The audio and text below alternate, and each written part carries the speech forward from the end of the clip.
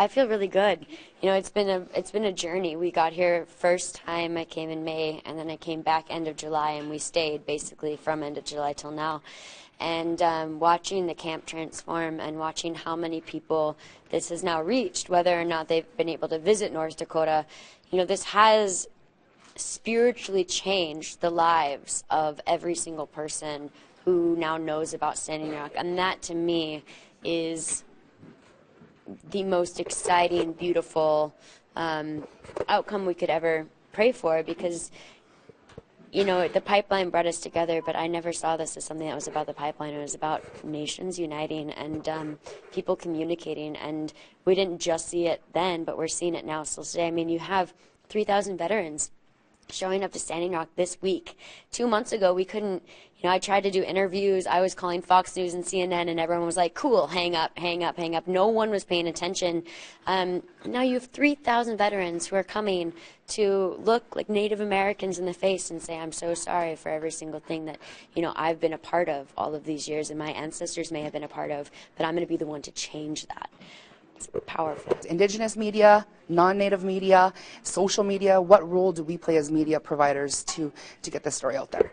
Your role should be about transparency and honesty and investigative journalism, reporting on things that are actually happening from an unbiased perspective, feeding truth to the hearts and the minds of everyone on this planet so that they can then develop their own opinions and their own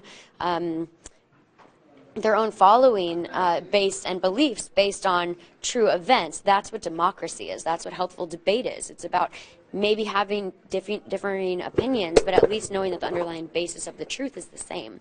And what we see with media nowadays, Indigenous, non-Indigenous, mainstream, non-mainstream, social media, there's very little investigative journalism out there, very little truthful journalism. And I think the more that media can make a commitment to offering transparency and truthful journalism, the more empowered, the more educated, and the more loving, honestly, our world will become. Because when you cannot empathize with something because you're fed lies constantly, then you're immediately disconnected from that which exists around you. And if one part of this organism of life suffers, then we all suffer. Thank you so much. The biggest thing you've learned so far the last few months, yourself personally? That there's literally nothing you can't do when people are united. There's nothing that we cannot accomplish when we communicate and when we function as a proper community. The only thing that prevents this world from progressing is distractions and labels and you know, definitive natures that encourage us to judge one another instead of, again, living compassionately and empathetically towards one another. Thank you. Those here want to get